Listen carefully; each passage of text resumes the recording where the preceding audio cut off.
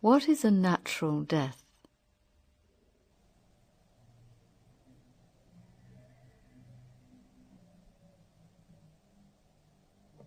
It is a significant question.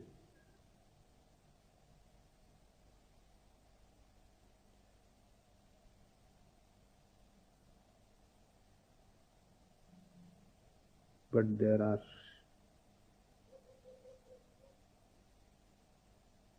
many possible implications in it. The simplest and the most obvious is that a man dies without any cause. He simply becomes old, older, and the change from old age to death is not through any disease. Death is simply the ultimate old age. That everything in your body, in your brain, has stopped functioning.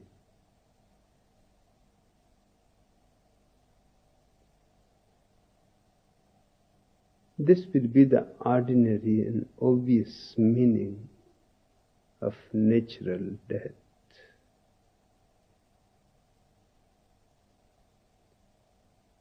But to me, the natural death has far more deeper meaning.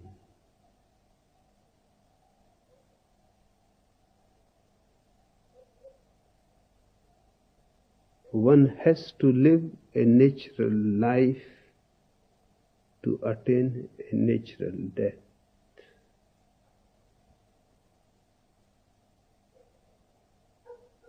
The natural death is the culmination of a life lived naturally, without any inhibition, without any repression. Just the way animals live, the birds live, the trees live, without any split.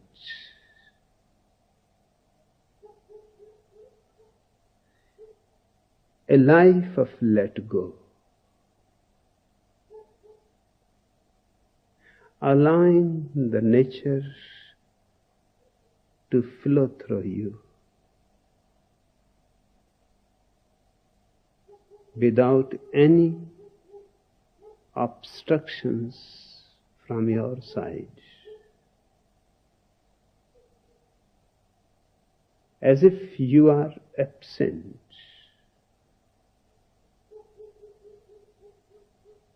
And life is moving on its own. Rather than you living life, life lives you. You are secondary.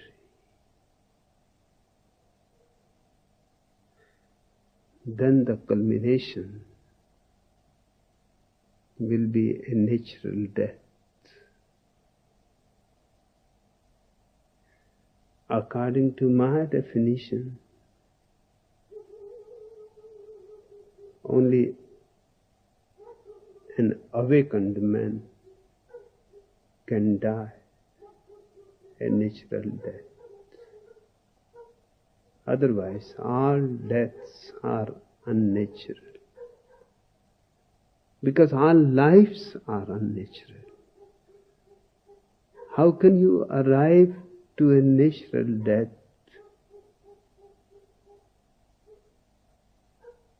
Living an unnatural life. Death will reflect the ultimate culmination, the crescendo of your whole life.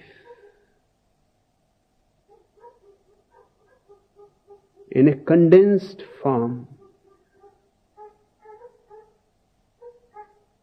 it is all that you have lived.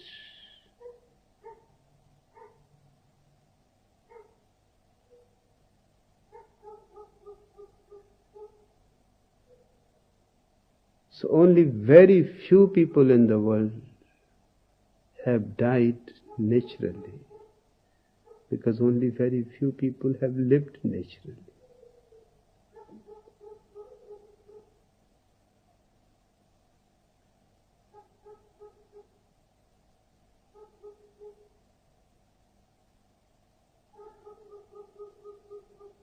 Our conditionings don't allow us to be natural.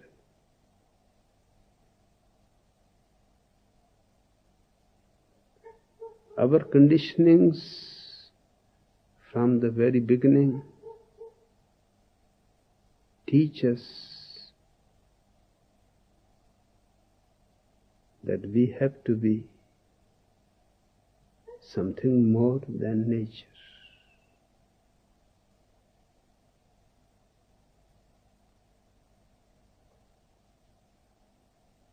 That just to be natural is to be animal. We have to be supernatural.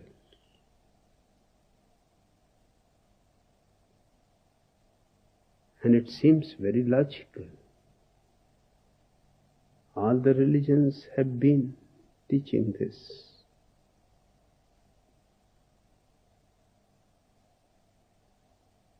That to be man means going above nature.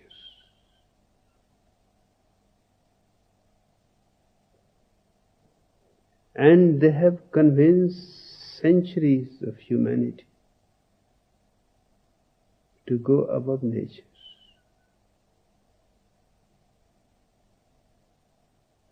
Nobody has succeeded to go above nature. All that they have succeeded is to destroy their natural, spontaneous beauty, their innocence.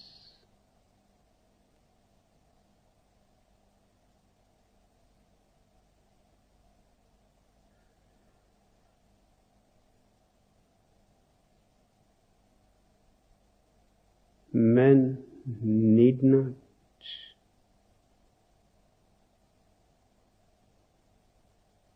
transcend nature.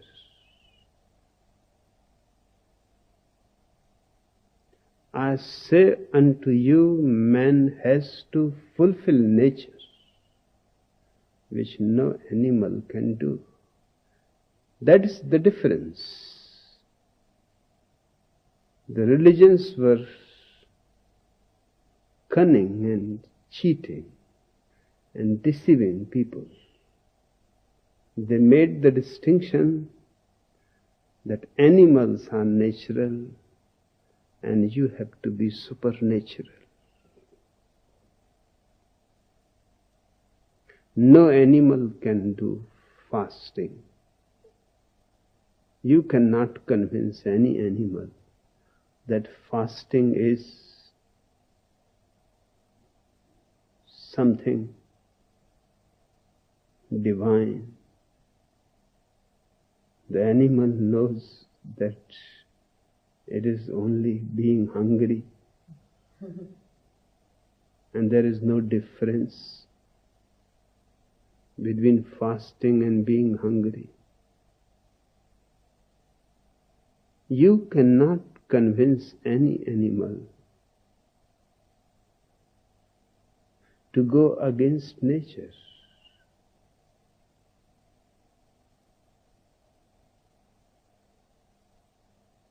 This gave an opportunity to the so-called religious people, because man has the capacity at least to fight against nature. He will never be victorious.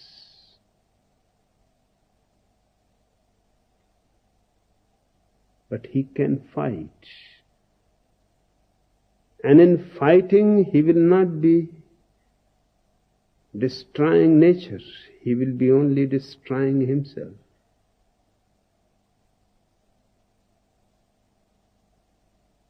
That's how man has destroyed himself, all his joy, all his love, all his grandeur, and has become not something higher than animals, but something lower.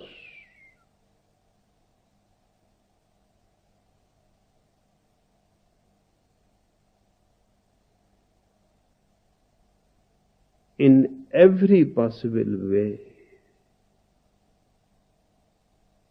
Perhaps you may have never thought about it. No animal in the wild is homosexual.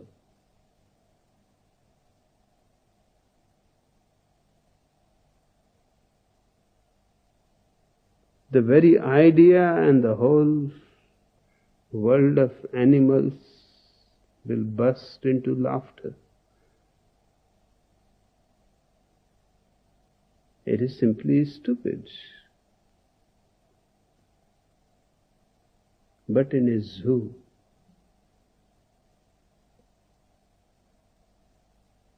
where females are not available, animals turn into homosexuals.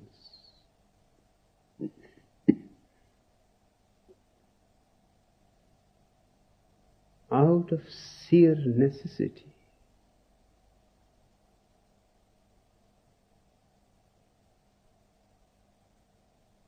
But man has turned the whole world into a zoo. Millions and millions of people are homosexuals, lesbians, sodomists, and what not. All kinds of perversions.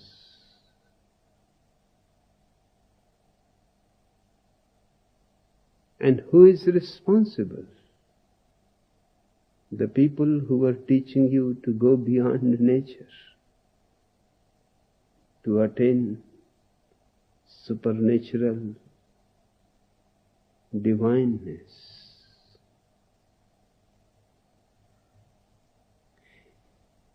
This is only an example. In every other way,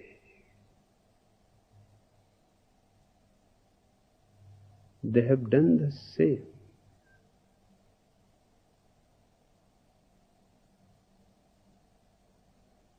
For example, in India,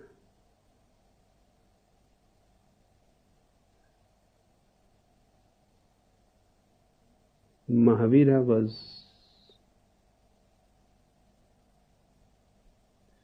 so much attached to the idea of non-violence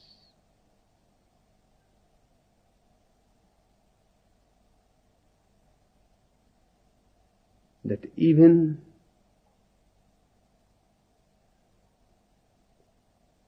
cultivation, gardening was prohibited to his followers. Because if you cultivate, you will have to cut plants. And plants have life. And that will be violence.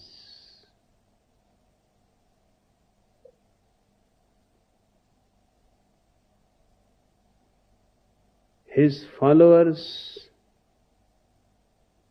were mostly coming from the warrior race, the Kshatriyas. He himself was a warrior king.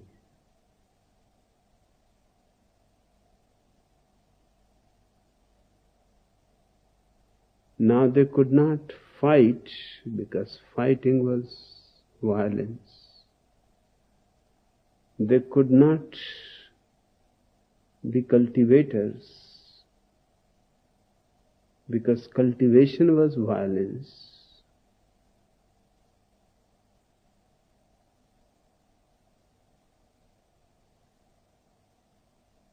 They could not be teachers because that was the monopoly of the Brahmins. And a Brahmin is born. You cannot enter into Brahmin fold. Howsoever wise you are, you may be wiser than all those Brahmins, but you cannot become a teacher of the people. That is the birthright of a Brahmin. So they could not be accepted by the Brahmins.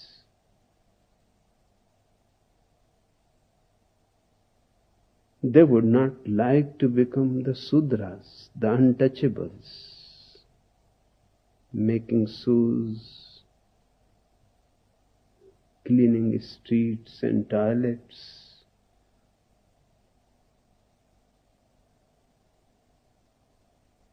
Now the only way possible for them was to become businessmen.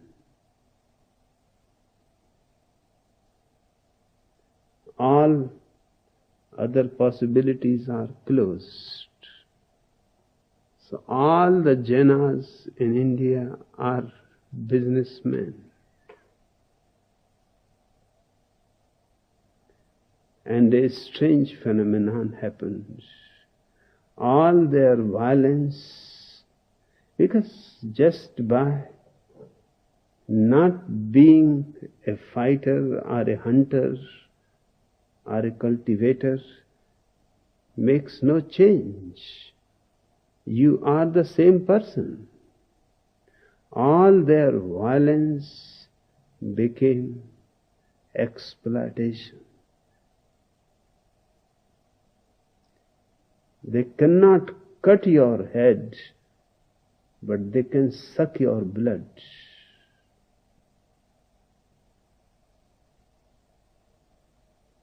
And they became the richest people in the country. For the simple reason because all their violence became concentrated only on one thing, and that was money.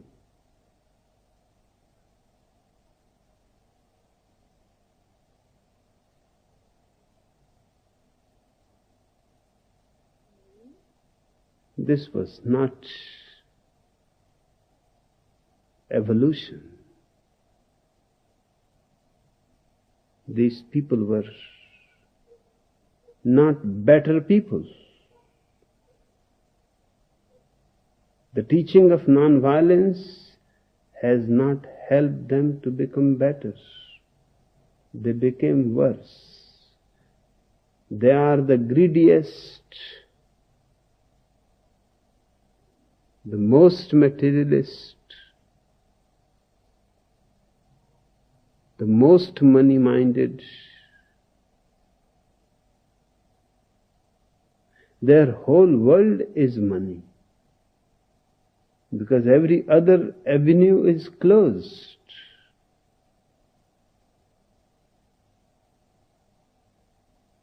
They talk about money, they think about money, they dream about money, and they can do anything to accumulate money.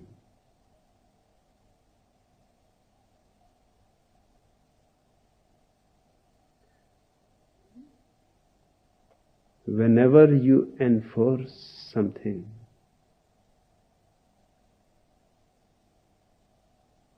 the result is not going to bring a betterment. They have not become compassionate. To be non-violent means to be loving and to be compassionate. They have become just the opposite.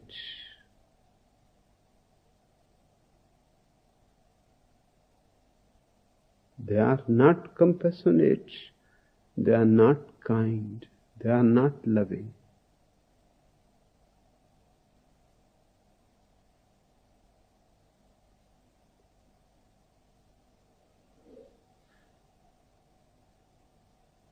In many other spheres,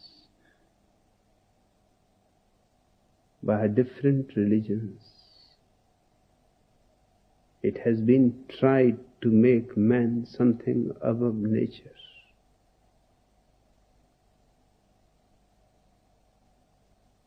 The result has been, without any exception, failure.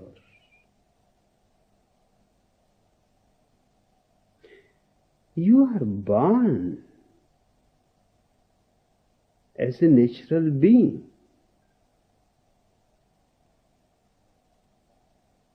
You cannot go above yourself.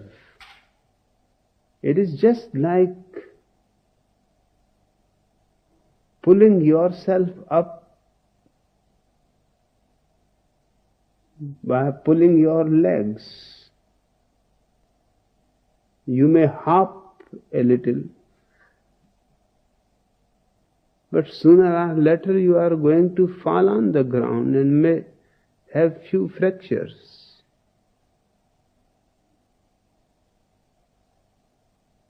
You cannot fly.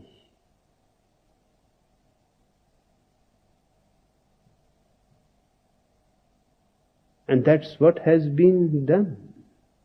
People have been trying to raise themselves above nature, means above themselves. They are not separate from nature.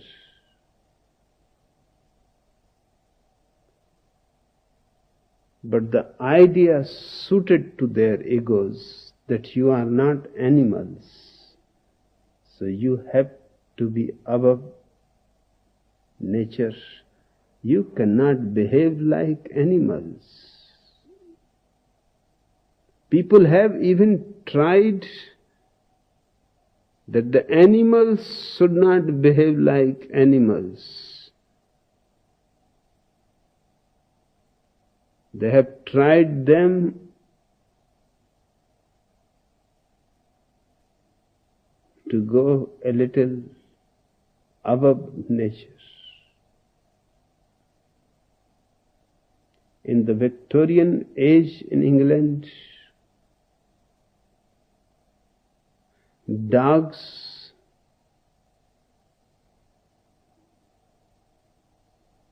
were clothed. When people used to take them for a walk, the dogs were having coats.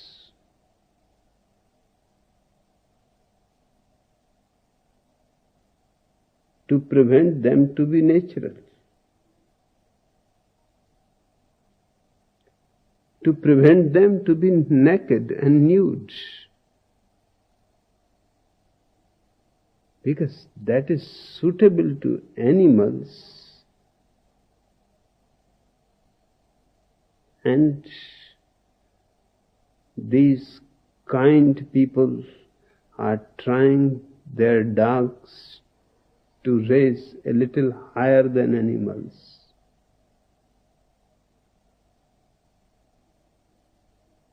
You will be surprised that in Victorian age in England, even the legs of chairs were covered, for the simple reason because they are called legs. And legs should be covered. Bertrand Russell, who lived almost 1 century, a long life, remembers in his childhood, it was enough to get sexually excited by seeing the feet of a woman. The dresses were made in such a way that they covered the feet.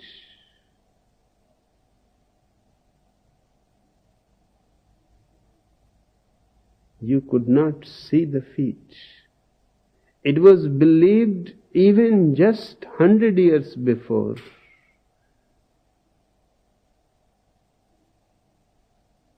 that the royal family women don't have separate legs.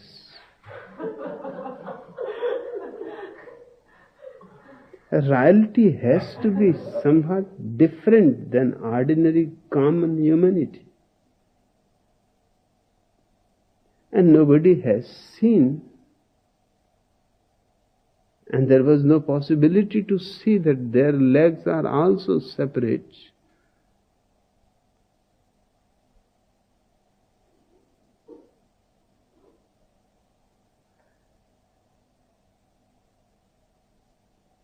But the ego, neither those royal people made it clear that this is nonsense. We are as human as you are. But the ego prevented them. If the people themselves are putting them on a higher pedestal,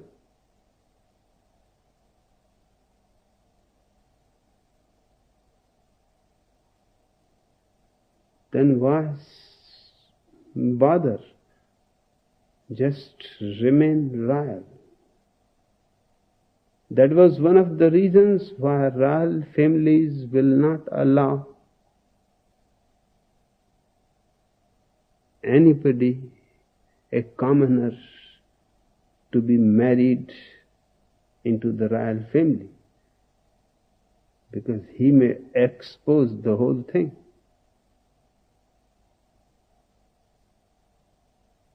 That these people are also just as human as everybody else. There is nothing royal about them.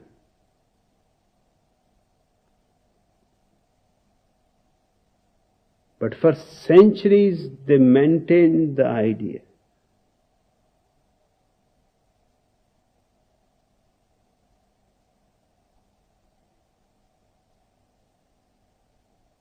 I would also like you different from animals, but not in the sense that you can go above nature. No. You can go deeper in nature. You can be more natural than animals. They are not free. They are in a deep coma.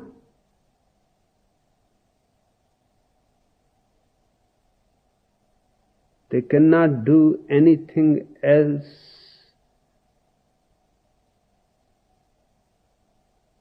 than their ancestors have been doing for millennia. You can be more natural than any animal. You can go to abysmal depths depths of nature, and you can go to the very heights of nature, but you will not be going beyond in any way. You will be becoming more natural. You will be becoming more multidimensionally natural.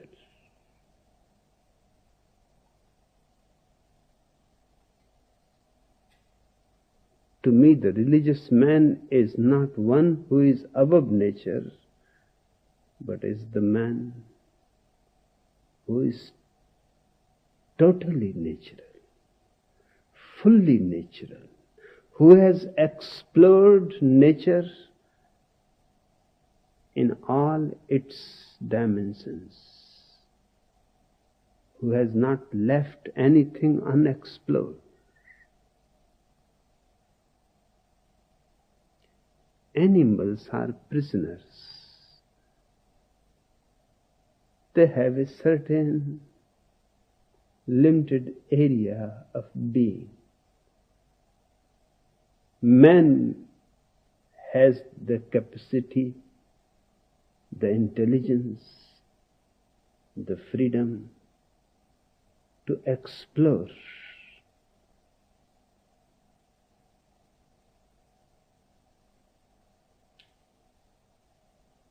And if you have explored nature totally, you have come home. Nature is your home. And then death is a joy, is a celebration. Then you die without any complaint. You die with deep gratitude, because life gave you so much.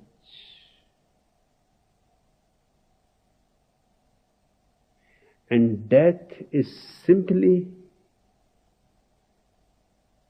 the ultimate height of all that you have lived.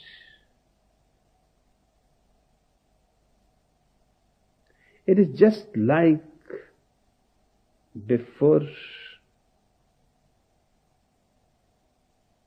the flame of a candle goes out, it burns brightest.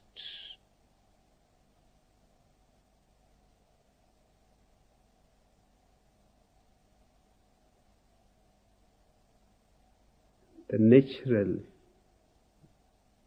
man, before he dies, lives brightest for a moment. He is all light, all truth.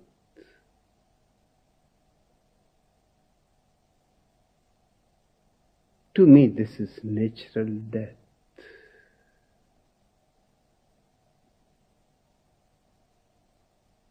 But it has to be earned. It is not given to you. The opportunity is given to you, but you have to explore. You have to earn. You have to deserve.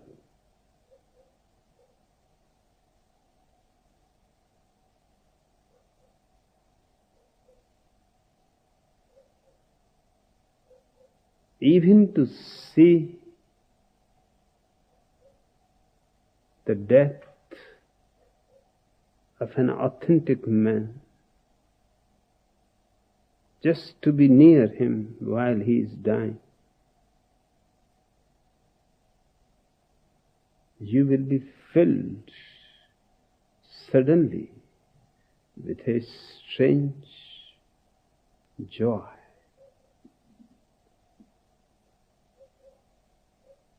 Your tears will not be of sadness, sorrow.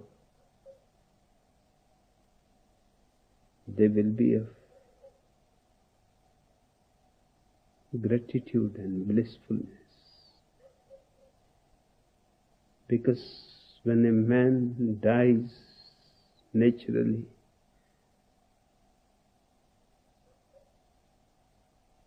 living his life fully, he spreads his being into the whole nature. And those who are present and close to him are bathed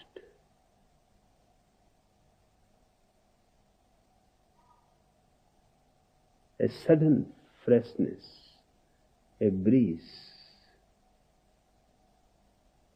a new fragrance,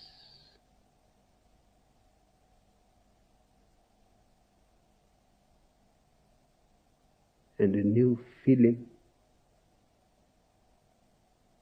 that death is not something bad,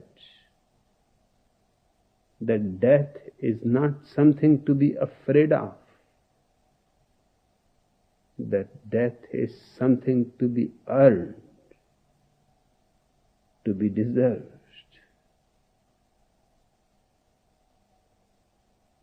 I teach you the art of life,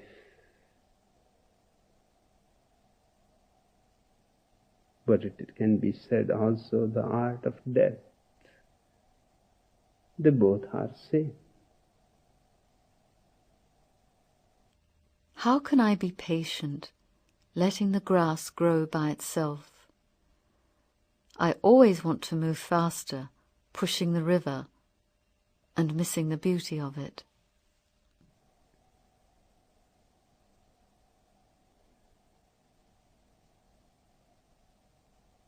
It is one of the eternal questions.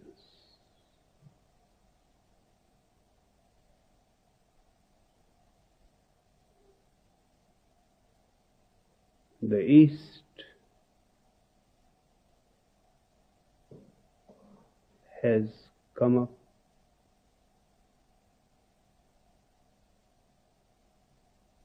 with something very close to the truth.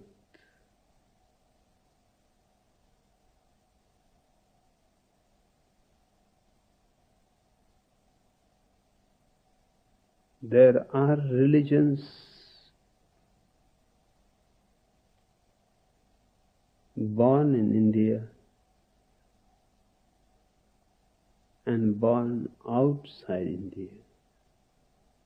The religions born outside all believe in one life. That is 70 years.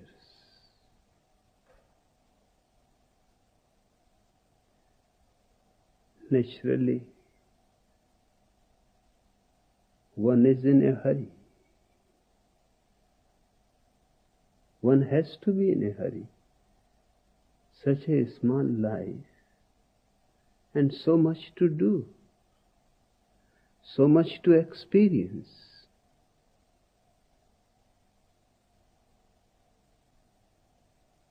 So much to explore.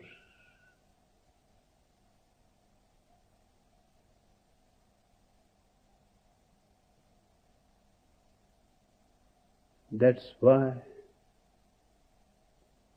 the Western mind is speedy,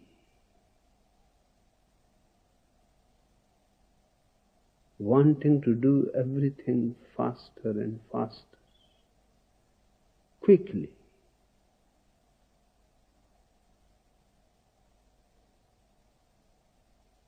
Because his conception of life is too small. You cannot blame him. The religions born in India have an eternal expanse. life after life. There is no hurry.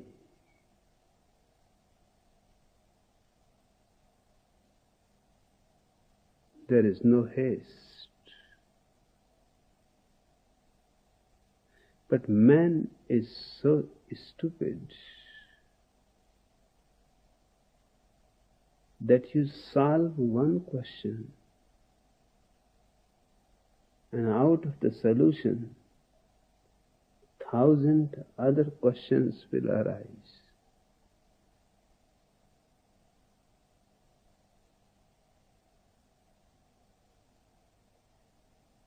The idea of many lives was really to help you to relax, that there is no hurry.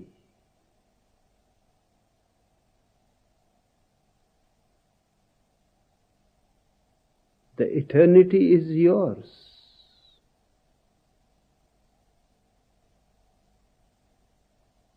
So don't run.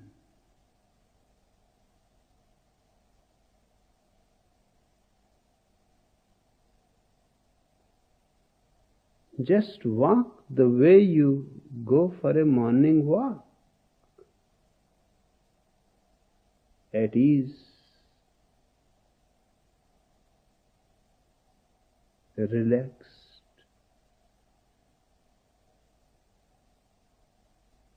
That was the idea of the people who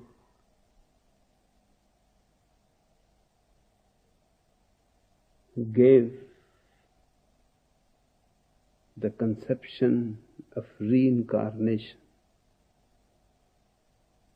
But the people are so, rather than becoming relaxed, they became lazy. They said there is no hurry. So why bother? Even for walking, running is out of question. Even to go for a morning walk, what is the need? Eternity is yours. You can go any time for your morning walk. The East became poor because of this, because no technology was evolved. Technology is just to make things quickly, to produce things faster than man can do with his own hands.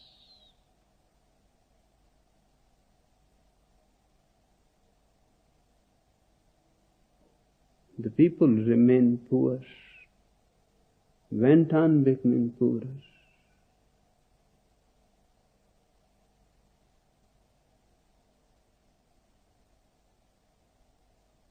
The idea was good,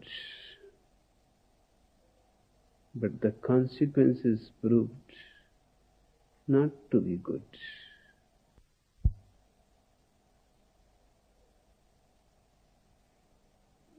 The West has just the opposite idea of a small life. It created great tension and anxiety, but it created technology, scientific developments, richness, comfort, luxuries. It created everything.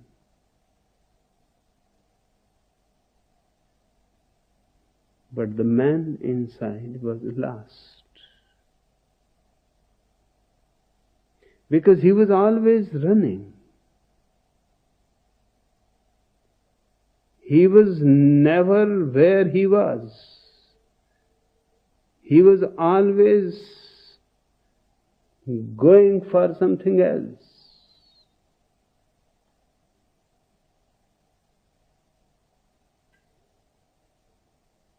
And that goal never comes where you can stop.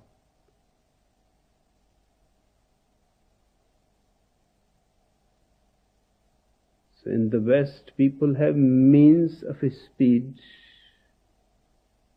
and they are going fast. But don't ask, where are you going? Don't waste their time in asking such stupid questions. All that matters is that they are going fast.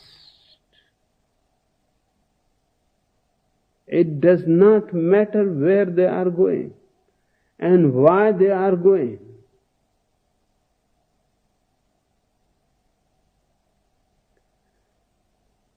Both ideas have failed. Eastern religions have not been of help. Western religions have not been of help. Because they both tried to give you an idea, but they never gave you an insight into your own being. That's where I differ.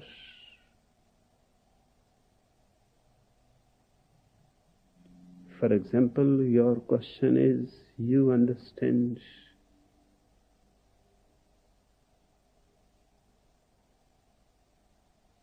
that relax and let the grass grow by itself. But still, you go on pushing. No, you don't understand. The first thing for you to understand is that you don't understand the meaning of the grass growing by itself.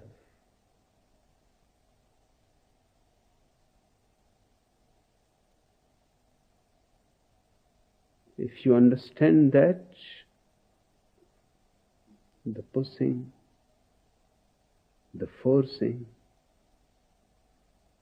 will disappear.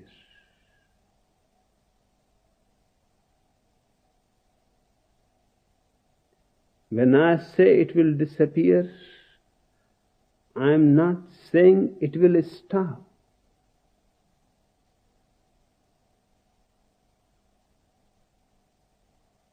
It will differ with different people.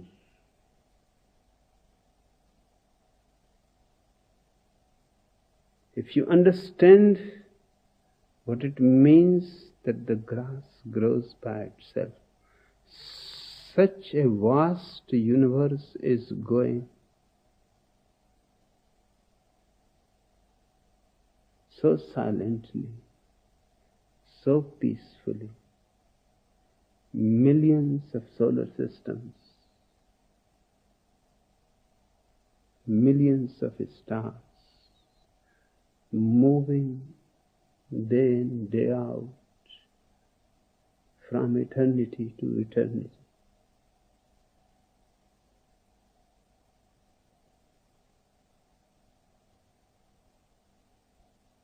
If you understand that existence is happening, it is not doing,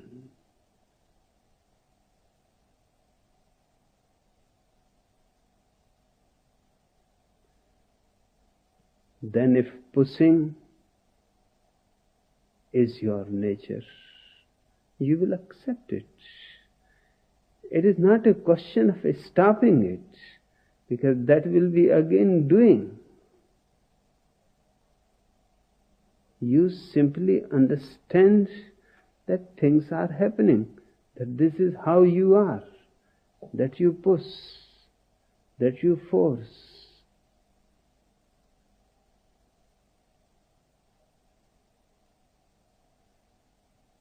Then there is a great acceptability of it. And in that acceptability, the tension disappears.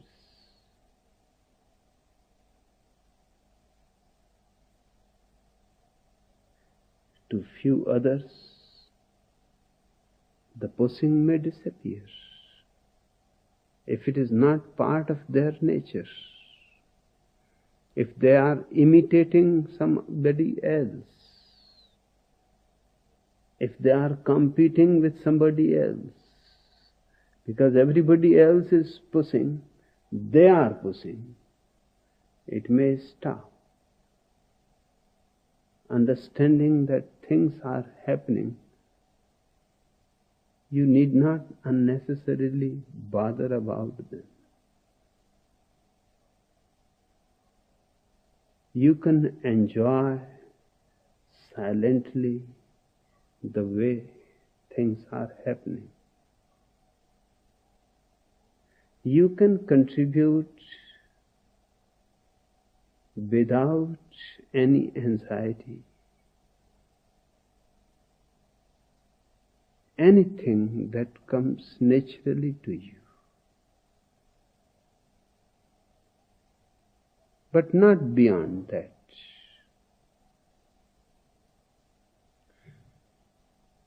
So each individual will have different things happening out of the same understanding. If pushing is your nature, then there is nothing wrong in it. Enjoy it.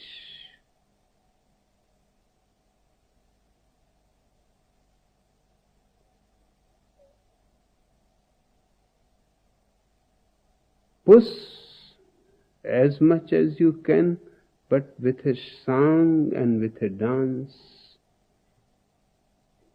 and without being worried that you are pushing. This is you.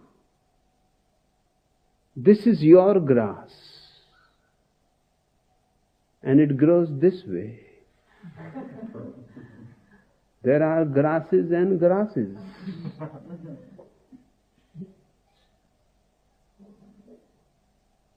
Just one thing has to be remembered, that anything that you are doing is joyfully done, rejoicingly done. That's enough.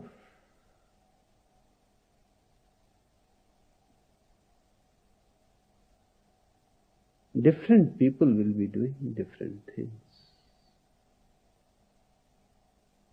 And the world needs that different people should do different things.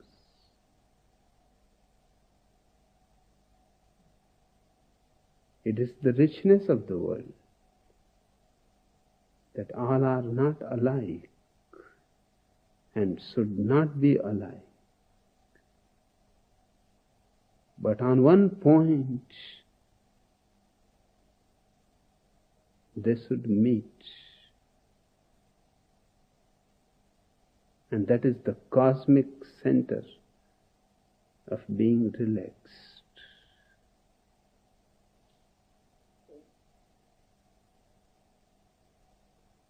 In Japan, they have developed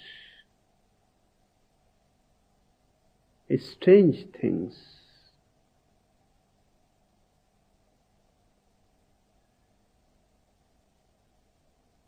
For meditative purposes. And Japan has done a tremendous service to humanity. Meditation was developed in India, but it remains a very limited phenomenon. Just sitting in a lotus posture, witnessing your thoughts, becoming silent. It did the work, but Japan tried different dimensions.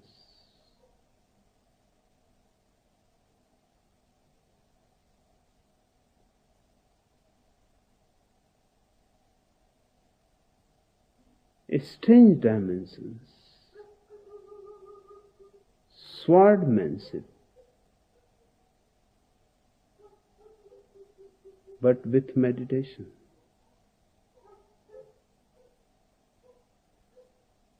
Two swordsmen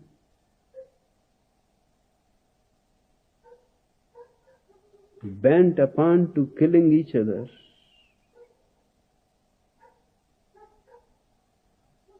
have to remain centered in themselves, without tension, without fear, without anger, without revenge.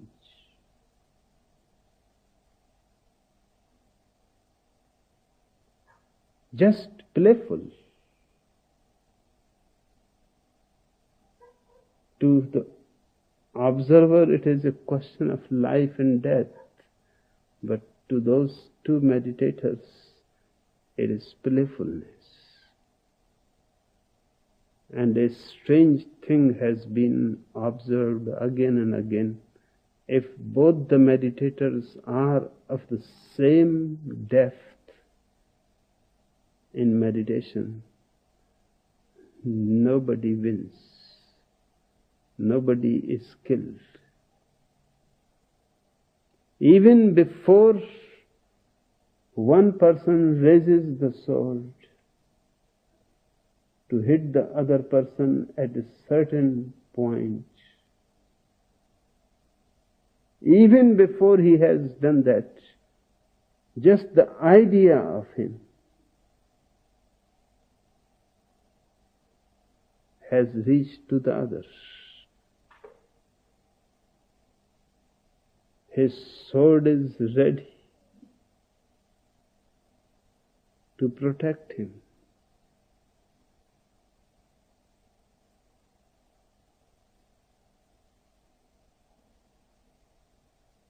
It is impossible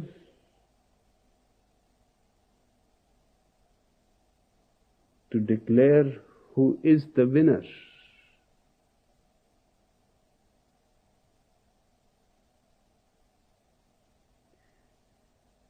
Ordinarily, it is difficult to think of swordsmanship and meditation, aikido and meditation, jiu-jitsu and meditation, wrestling and meditation. But in Japan, they have tried every dimension possible. And they have found that it doesn't matter what you are doing. What matters, are you centered?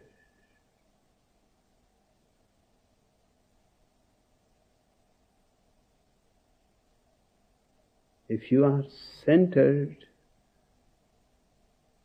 then you can do anything, and it will not create any tension.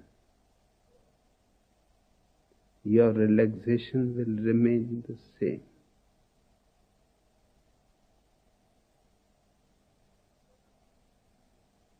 So don't be worried about pushing. Just try to understand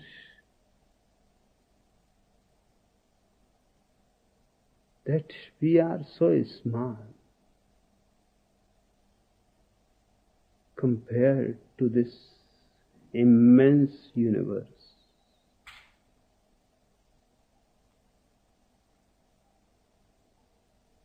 What we do or not do makes no difference to existence.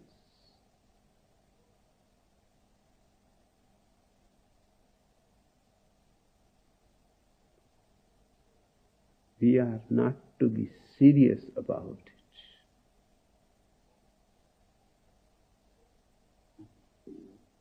I was not here, and the existence continued. I will not be here, and the existence will continue. I should not take myself seriously. That is a fundamental understanding of a meditator, that he does not take him seriously. Then relaxation comes automatically.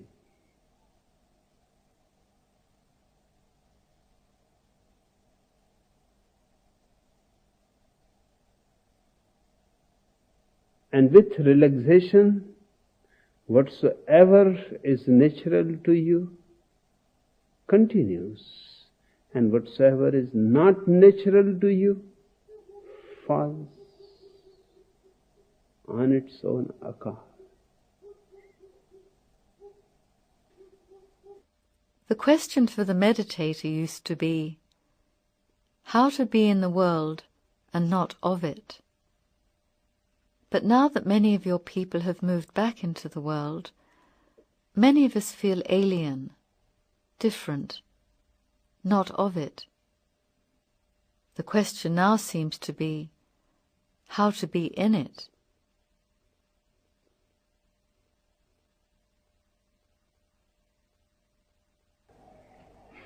No, it's still the question is to be in the world and not to be of it.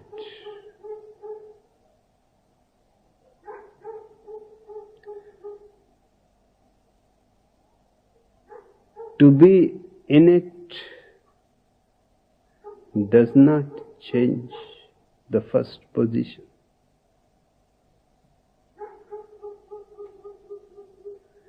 The first position allows you to be in the world.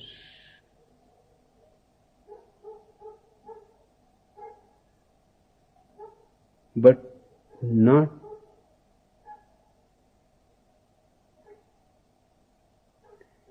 be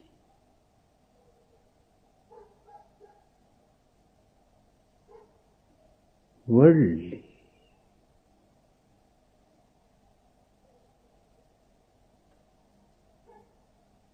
It is perfectly good that you feel alive. There is nothing wrong in it.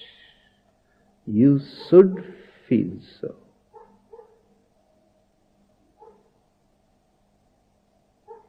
Because this world in which you have to be is not the world where you can synchronize with people,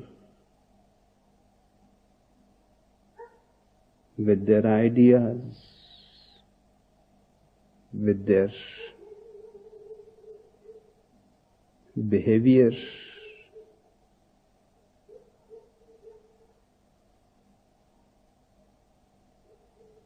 This world is not the right world. I mean the human world.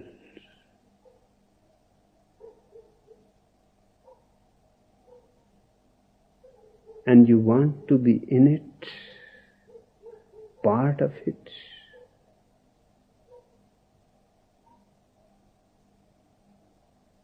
Then you have to be a Christian in a Christian society. Then you have to go to the church.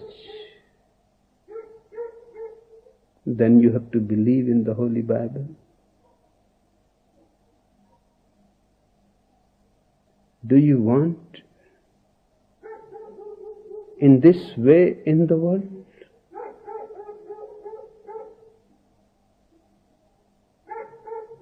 Then all that you have done before has been a sheer wastage of time.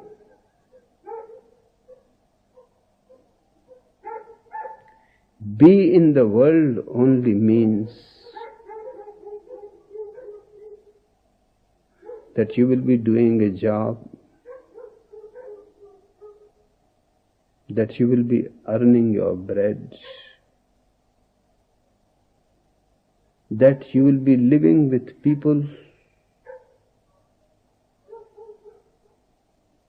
who are not of the same mind as you, that you will be living amongst foreigners, and naturally you will feel alive. But that is something to be happy about.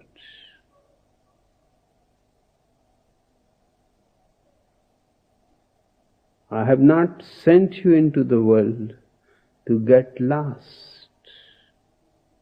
I have sent you into the world to remain yourself in spite of the world.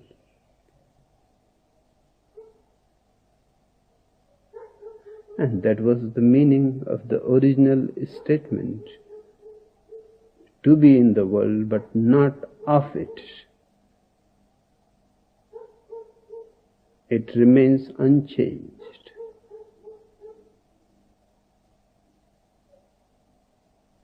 It is so fundamental that it will remain unchanged. I love to hear you describe the state of enlightenment. Can you once again say something about the unsayable?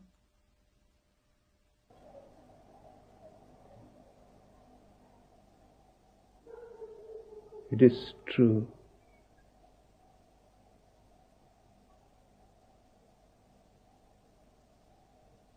that there is nothing more beautiful, more blissful than enlightenment.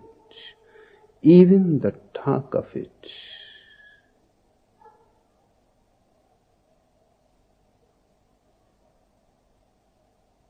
even the far-away echo,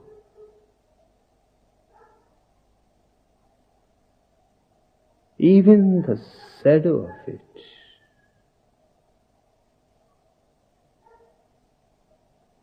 the moon reflected in the water is not the real moon.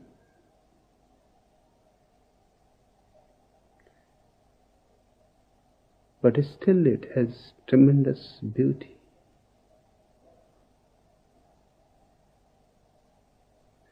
And if the waters of your mind are silent,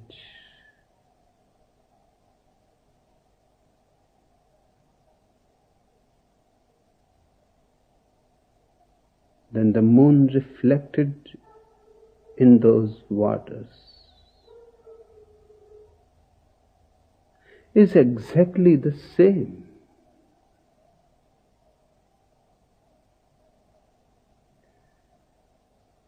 It is not your experience,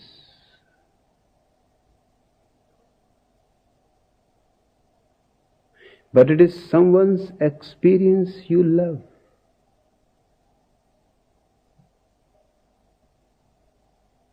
It is someone's experience you trust. And just because you love and you trust,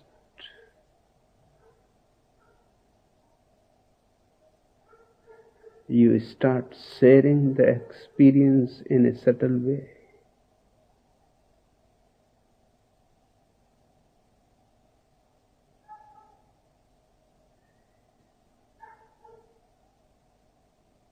It is certainly difficult to say anything about it.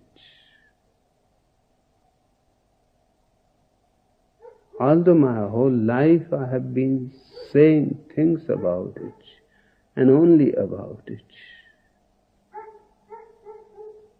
Even if though I am talking about other things, I am only talking to lead you towards an understanding of enlightenment.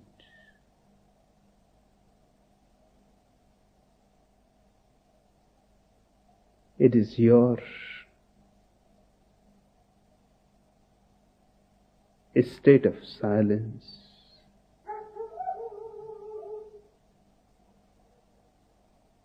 It is your state of universalhood.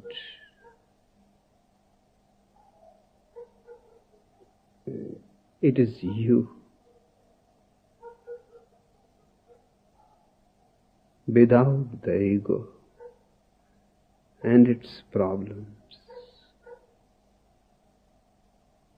It is you without any questions and without any answer either. Simply silent.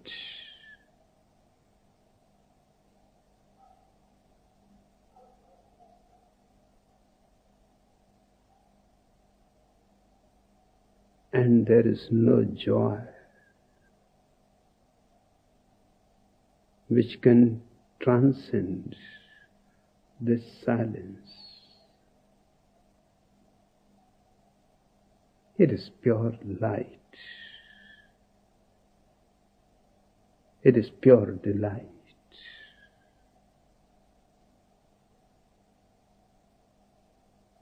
I can understand your question.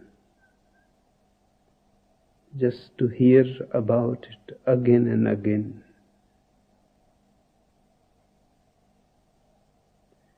is a necessary need, so you don't